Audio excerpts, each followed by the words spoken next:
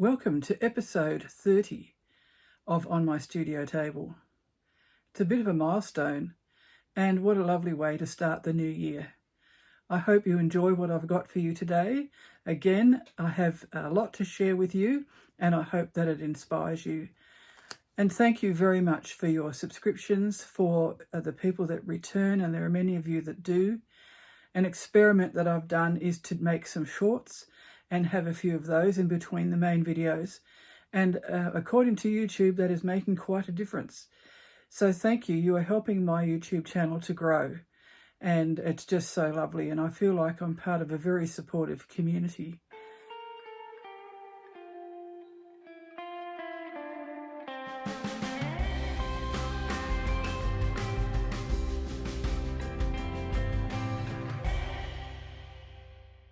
Behind me, I have 3 boxed frames with artworks in them. And I did share these artworks with you a few videos ago. They are freeform smocking attached to eco-printed canvas. And I was quite excited when I found out that canvas eco-prints really well. And these were the ones that were my favourites. And the smocking is naturally dyed also. So I've used little bits of fabric that were quite long, gathered them up in a free-form way without any measuring or putting the dots in beforehand, as you do with traditional smocking. And I really was very pleased with the results. And because they are dimensional due to the gathers in the cloth, I thought a box frame would be a really great way to set them off. And I ordered them online. I had a bit of a look around because I wanted to support a sustainable business and use sustainable materials. And this business actually makes the frames out of sustainable Australian timbers. And so they're the ones that I end up ordering. I'm not sure if I can sell these frame pieces online, except maybe if you live near enough so that you can pick them up. If I do send them by post, they'll probably be quite expensive. But if anybody really wants them, I can investigate on what the price would be for postage, either individually or as a set. So please let me know if this is an option that you're considering.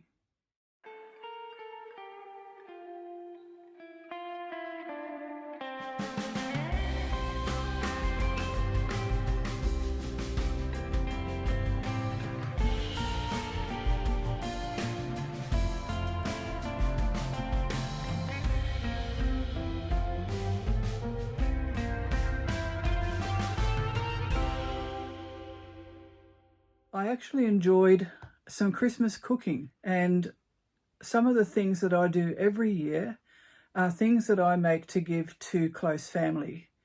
So this year was no different. I made some lemon squash using a recipe that my mother used to do, and I'll share the recipe in the description below this video. Because you use lemon slices for the lemon squash, you end up with leftover slices that don't end up getting bottled because you strain it to bottle it. And I didn't really want to waste them. You can use them in cakes, and I have done that before, but you don't need very much. And this is 6 lemons, so there's quite a lot of sliced lemon left over. So what I did was an experiment. I laid them on baking trays using foil and baking paper to line them. And then I cooked them one tray at a time, or dried them one tray at a time, in the oven at a very low temperature for about an hour, and about halfway through I turned them over. And we actually munched on them over the next week after this, so it helped to preserve them, but they also were really nice and very refreshing, and I suppose we probably got quite a lot of vitamin C while we were eating them. The other thing I enjoy making is fudge. So I make some fudge. It's a melt and mix recipe, and again I will put that in the description below. And I made little packets of them to give to family and friends. I vary the type of fruit that I use and the nuts. This time I did cranberry and almond, so this was slivered almond, and that seems to be a really nice combination. And then for the chocolate I use a mixture of medium and dark chocolate. I tried a new recipe also for Christmas. I found this on a YouTube channel which is run by two Irish guys called Nick and Chris. And Nick actually does the cooking, and they've also done up a really beautiful home in Ireland, and they often share the different decor ideas that they've done. I really like Nick's recipes. He demonstrates them and always enjoys them with a cup of tea, which I do as well, and then shares the recipe. And I tried this one and it works really well. So it's actually called Irish brack, and this is actually a loaf, a fruit loaf, and it has tea in it. Although he does say in the recipe that if you wanted to put a splash of whiskey in it, you can. And the really nice thing about it is that you put a glaze on top. I actually chose to use apricot jam warmed up to use as a glaze on top of the fruitcake. And I took this cake away with us, and we shared it with our son and his family on Christmas morning. We went there for a really beautiful morning tea. In fact, we didn't really want lunch afterwards or needed it. And then we had some left, so we brought it back home, and it seems to keep quite well. And it's very, very tasty. And you can vary the fruit and nuts that you put in that also. So it's quite a versatile recipe.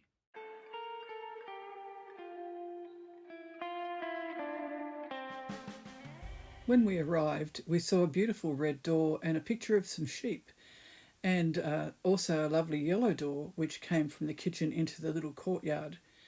And inside the red door there were two sheep, and they were just so cute. A vibrant painting of red poppies on the wall, and when you looked through the window near it, you looked onto the private courtyard which also opened from the bedroom. We had a little seating area and a very, very comfortable bed with some Australian fauna on the wall, and a lovely bit of handmade macrame, and you can just see my husband reading there. When we drove into the bed and breakfast, it was just such a lovely rural view, and there was also a beautiful gum tree right near the entrance. On Christmas afternoon, we spent a little bit of time at Beauty Point, which is at the mouth of the Tamar River, and it was just so lovely to spend time outside, smell the sea air, and just look across the water. It was a really beautiful afternoon. And of course, me being me, I took some stitching with me. So I worked on my wetlands journal, which I shared in detail in the last video if you'd like to catch up on it. And I really enjoyed this, just sitting by the window and stitching away to my heart's content.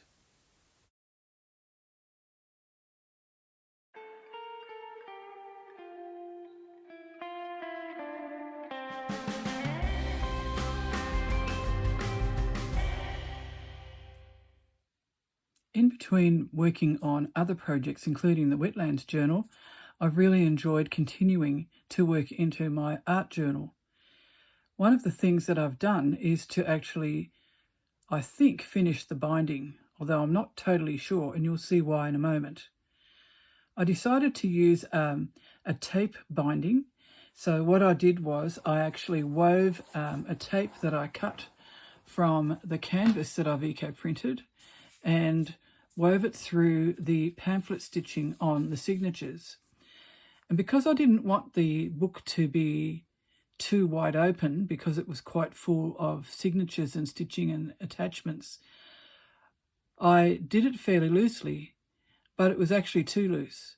So then I made 5 more signatures and inserted them in between the ones I already had, and it did look better. It still wasn't quite strong enough.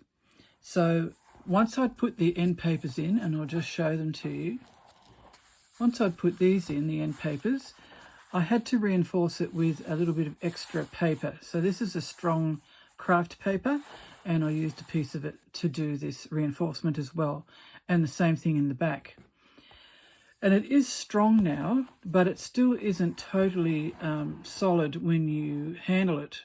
So I'm thinking of actually putting a piece of cloth over the spine, joined on to the covers, so that it will probably cover the tab or the tape binding that I've done, which I was really hoping I could leave exposed.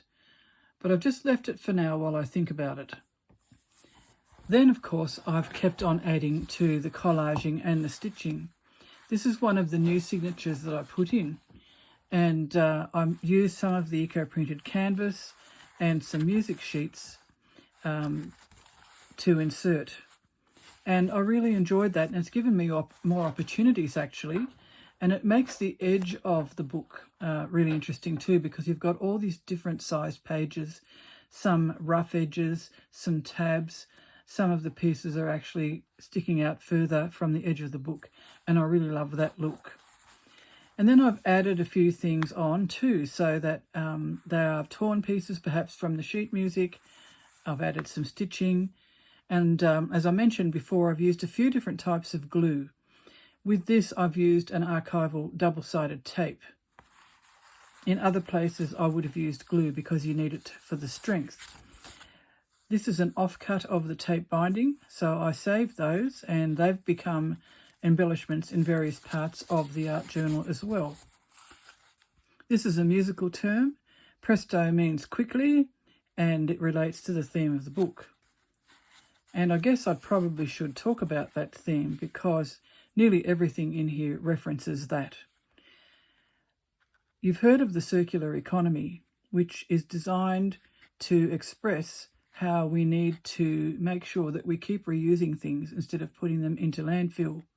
So once they've been used in one form or other, that they are reused, perhaps in another form. And then you have the complete circle.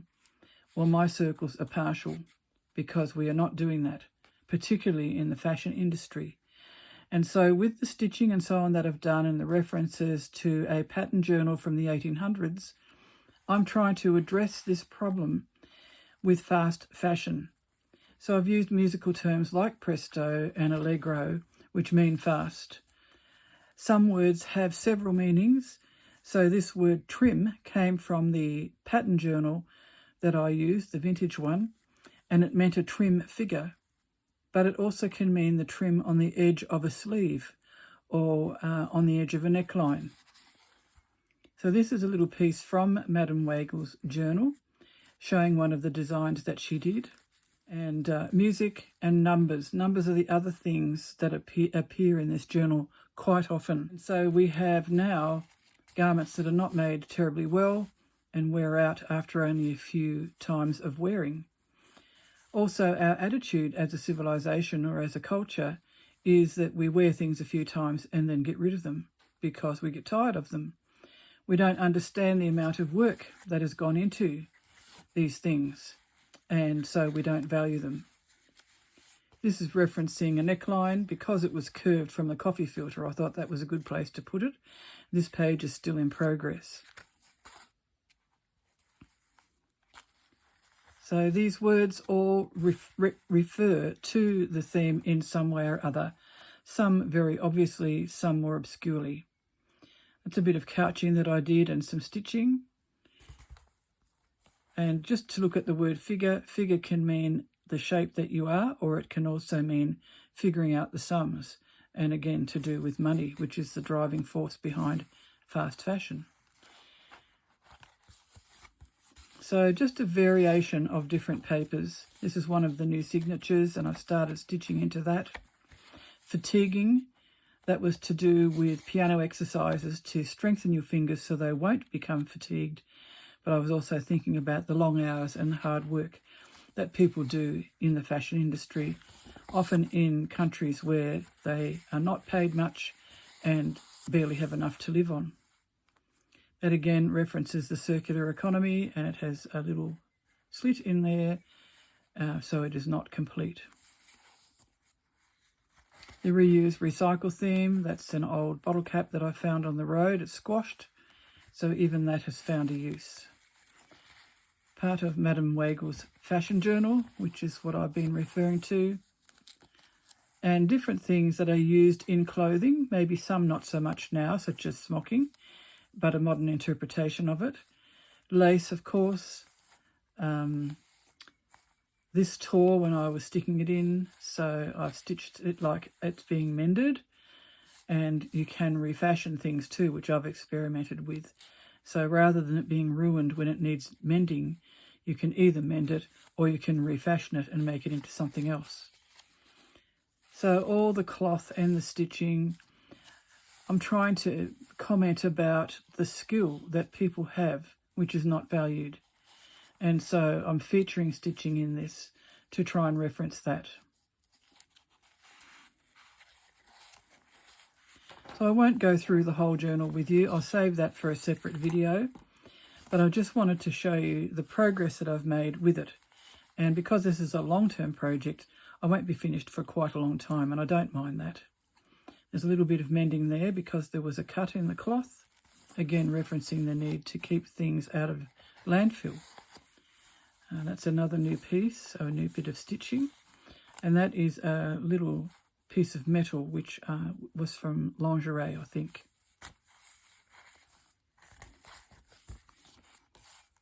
Another piece of canvas that was off-cut from the tape binding. So I'm just enjoying working on this and really thinking about the whole issue as I'm doing this. And I'm being slow about it because I want to show that it is worth taking time over something. I know economics have to come into it to a certain extent too, but it seems to have taken over, and there needs to be an awareness of what the cost is, both human cost and environmental cost, and ultimately financial cost.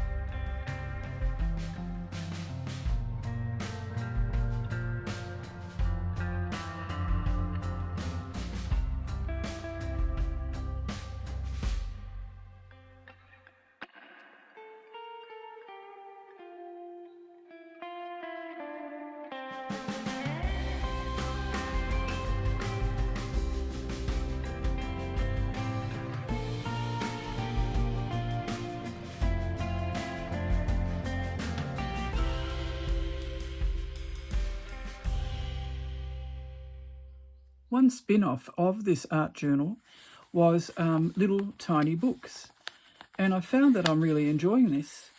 So I made a tiny book to go into this pocket here out of tea bag packaging, and because it had been cut, I actually mended it. And again, I thought that was a good reference to the need for keeping things going rather than throwing them out. So there's the page made out of tea bags. I cut a slot to empty the tea leaves and mended the slots. And of course, that led to me making more tea bags. And I did share about them in the last video, and they were prizes for my VIP and Ko-fi support members. And 2 people have won them, and they're going to be posted off this week. So I'm going to show you a couple more of the little tea books that I've made. These are the latest incarnations of little tea books. I guess you could call them mini books because they are very small. So I'll just show you them one at a time. This one, as the other one does, I've collaged the name or the word tea time on it because it seems to be all about tea. And you just open it by unwinding the wax linen thread, which was also used to attach the button, and then you open it, and this little flap which folds over the tea bag's pages opens out. And I used some vintage sheet music offcuts left over from my art journal and so on to reinforce these fold lines. And then I've just used a pamphlet stitch to attach the tea bag pages. And with these 2-bag pages, I cut the slot right near the edge, which is hidden under the stitching. But just to be on the safe side, I've put them face down together underneath the pamphlet stitching, which is holding the book together. And you actually can't see the little cuts that I've made. And then I put a piece of torn margin from the sheet music, stamped my business name and website on it, and stuck that there. And then when you close it, all you do is put the flap over the 2-bag pages and then wind the wax linen thread around the book and around the button.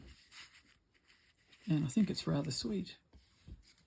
And then the other one, same process, slightly darker with the eco printing.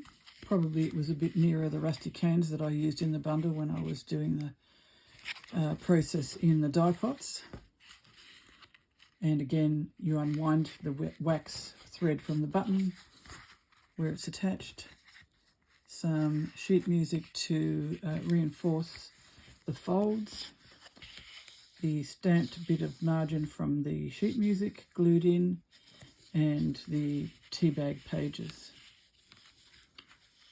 You might wonder what you could do with this, and I think you could do some very, very tiny journaling and collage and so on.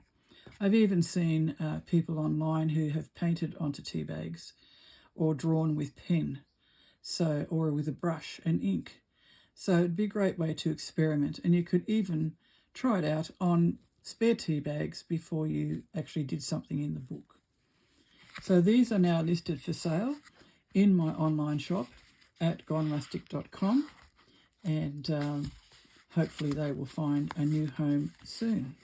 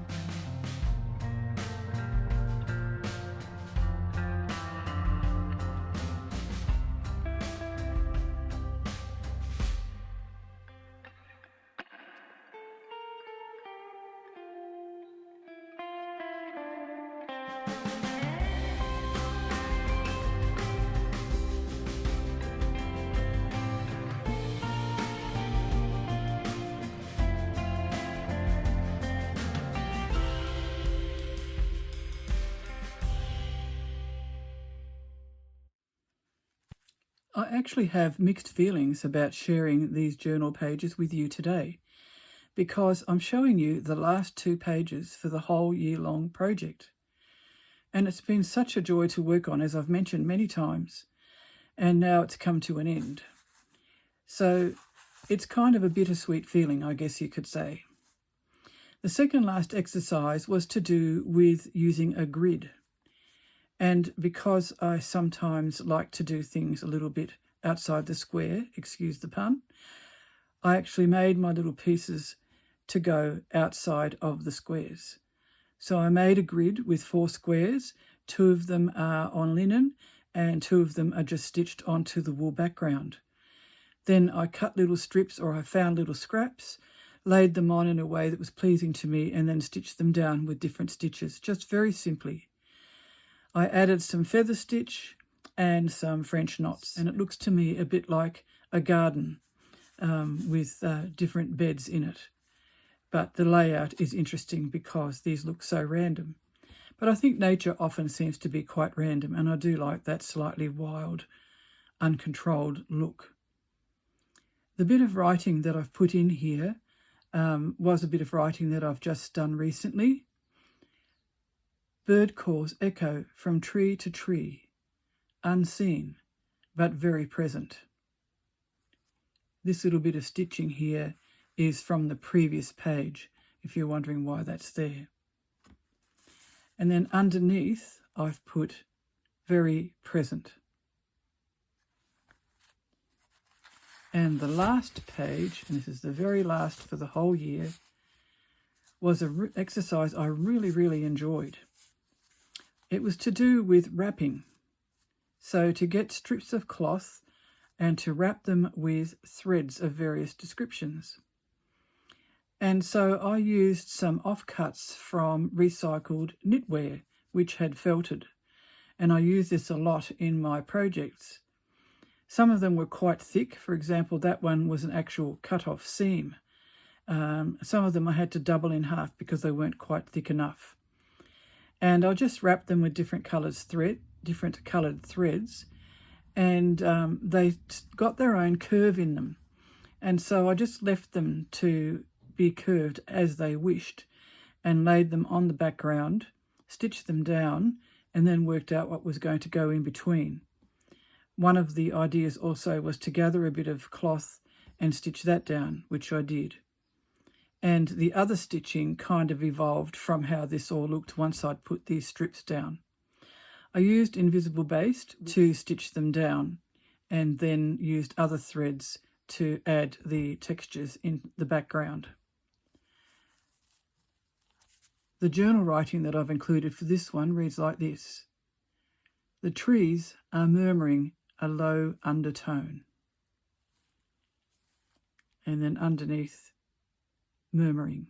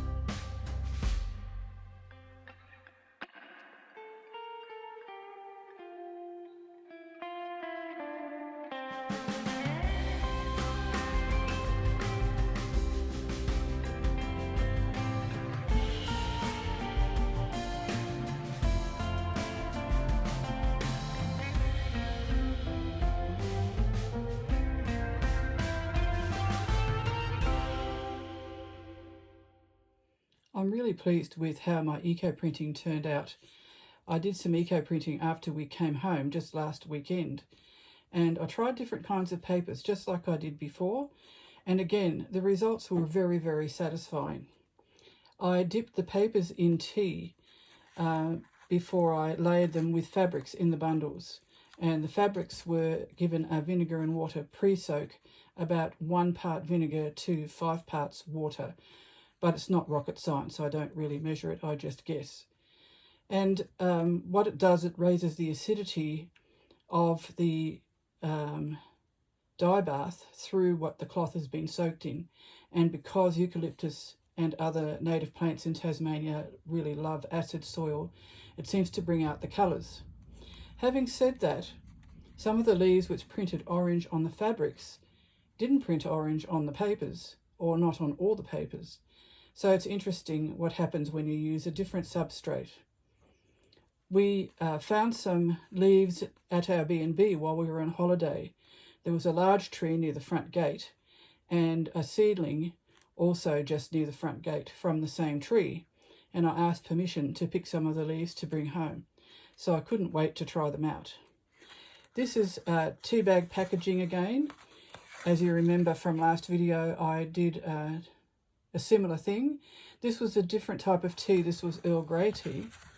And even though the outside of the box was grey, it actually turned green when I did the eco-printing. So there was something in the dye of the box outside that reacted with what I put in the water and with the leaves. You can still see the labels and so on through the green, but they're very dim. So it's actually made these reversible, I think. And I'm really happy with how the leaves printed. The large leaves are from the tree that we found while we were on holiday, and the smaller ones are from around here, and also the bracken fern. This is another part of the tea box, and I had to take it apart to be able to print on it. And so it was in 4 pieces. It was quite a large box, and just really lovely results. Very happy with how they turned out, and I can feel some more little tea books coming up.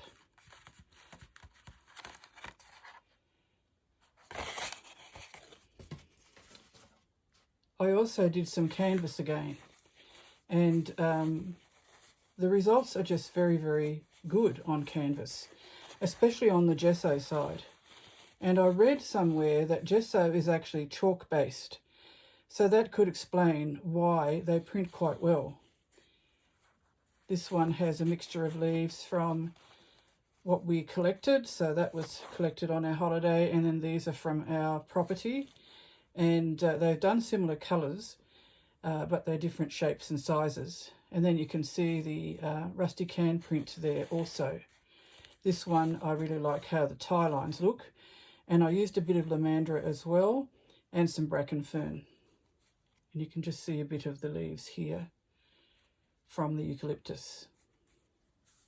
These long pieces of canvas are great as well, and they could quite possibly become a scroll. I do like making scrolls, and I have made quite a few. And they stitch really well too, by hand or by machine. And that shows you the can prints and the eucalyptus. And this one is darker because it was probably either nearer the pot water or the rusty cans. Probably the rusty cans because you can see the print. This one also was obviously near the rusty can, but printed a bit lighter. Sometimes they do print well on the back too, but generally they don't print as well on the back as they do on the gesso side. That's another one, different effect again. And that one also printed well on both sides. This one is a bit paler, so it was probably further inside the bundle. But again, I use these for journal pages, as you will see in my art journal, or you would have seen in my art journal. And so they're useful, very useful. This is a piece of watercolour paper, and it has printed in quite muted tones. But again, I think it will be great for journal pages or cards or anything like that. These are quite small pieces. They were dividers in the box that I recycled that had tea bags in it. And they were just white card, so I thought I would save them and see how they went. So they went into the layers too. And they only got partial leaf prints, of course, because they didn't cover very much of the layers. But I still like how they turned out.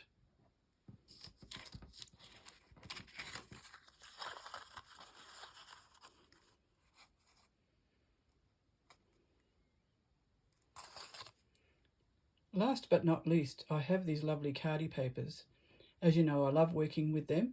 They are a rag paper that I buy from the Thread Studio in Western Australia, but I'm sure other suppliers also have them.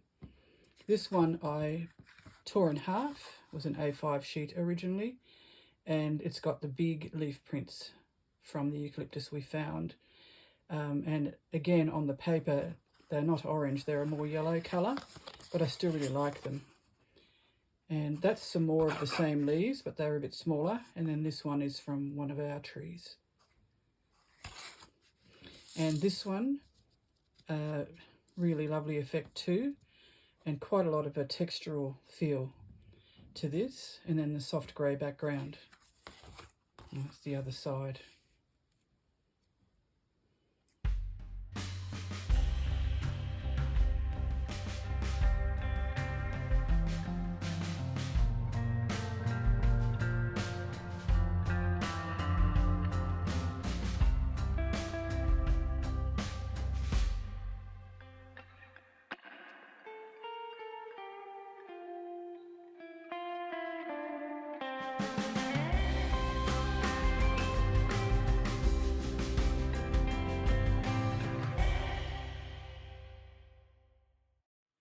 I'm really in love with how the fabrics turned out. These are all going to be made available for sale, so I'll be listing them in the next few days. But my fabrics sell very quickly. The ones I shared in the last video sold very soon, probably within less than 2 days. So if you would like to buy them, you will need to be quick, as I keep saying. So I'll just take them one by one and show you how they look. This is a long strip of wool. And again, the large leaves are the prints from the tree that we found while we were on holiday, and the smaller prints are from our trees. And you can see that they print in similar colours. And there's a bit of bracken fern resist there too. And we'll just unroll it, and you can see the whole strip. I really love the way these are semi-abstract, and you just get all this colour and texture. The stems and the ferns actually emboss into the wool as well, which I really love. And even though these have been washed and ironed, that embossing stays. This was vintage blanket, and I think this was cream to start with. I did one piece that was also a pale pink, but I think that's another one. This is another strip, and this is quite dark, and I think by the feel of it, this might be the strip of pink. It was a slightly finer weave to the one I just showed you, and I just love that, the combination of ferns and eucalyptus. And you can see shapes here, and that's because I had the papers laid on top of the wool, and then I put silk over the top of that, which I'll show you in a moment. So you get these shapes, and I dipped the papers in tea and the canvas, so it has a different effect to just the outside, which didn't have this tea soak beforehand. There's a very dark leaf just under the tie lines. I'll turn it over too, because they do look good on the other side as well.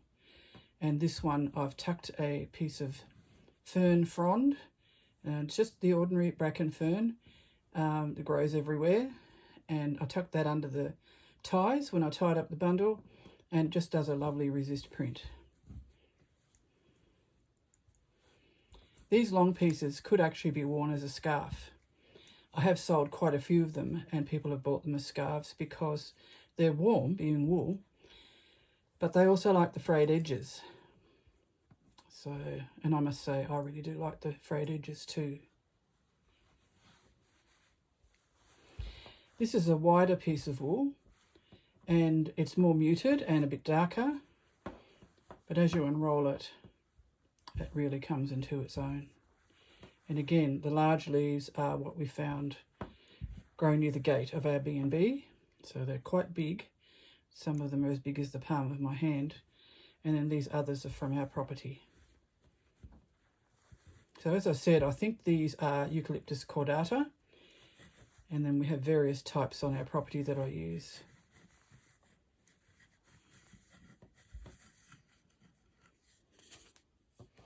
And I'll turn it over.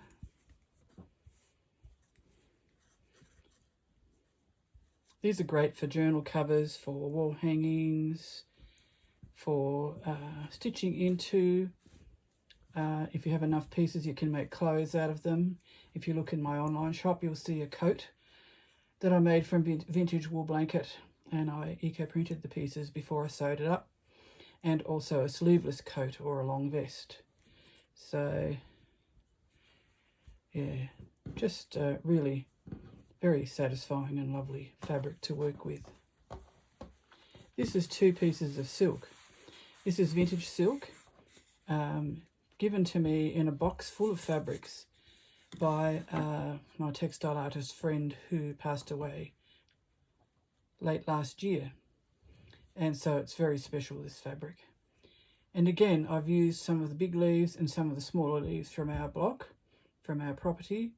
A bit of black bracken fern, different effect to the wool. And you can see the outline of where I've laid either a piece of paper or a piece of canvas on top. And if I turn it over, you'll see a similar effect on the other side. And this was also laid in the bundles with the wool and, as I said, the papers and so on. This one is mostly string lines, and I really love that. And then a little bit of the eucalyptus there, and some of the papers that I used. I did some small papers too, as you would have seen. This is the other side, and you can see the string lines faintly, but you can also see dark leaf prints. And again, the outline of whatever was laid on top. This silk is like a damask silk. I don't know if that's what you call it. It's lovely and shimmery fabric. I think it was a tablecloth because it had seamed or hemmed edges. And it prints beautifully. It's quite subtle, but you can see the leaves here and the bracken fern. And these are smaller leaves, so they're from our local area around the house. And yeah, I had to fold the sides in to fit it around the can because I did it with one of the narrow strips of wool. So we've got this line here, which is like a border. I really like that. And it gets darker as it gets towards the can. So just a beautiful, beautiful, soft, shimmery fabric. Underneath, I've got a narrower strip.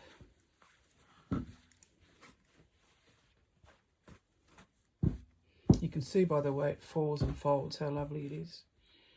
And again, darker towards the can with the can print there. And then other prints, our leaves and the ones we found. And the different scales of the leaves, I think really work well together. And that's the original hem from what I think is a tablecloth. And then turn it over, this one's much paler. But still really interesting and subtle. So, as I said, these will be listed in the next few days in my online shop. And hopefully they will go to a good home. I'm sure they will. And I'm sure that you'll come up with lots of creative ideas with how to use them. Some people even buy them just to hang up because, or to put on their table or dresser top because they are just so lovely in their own right.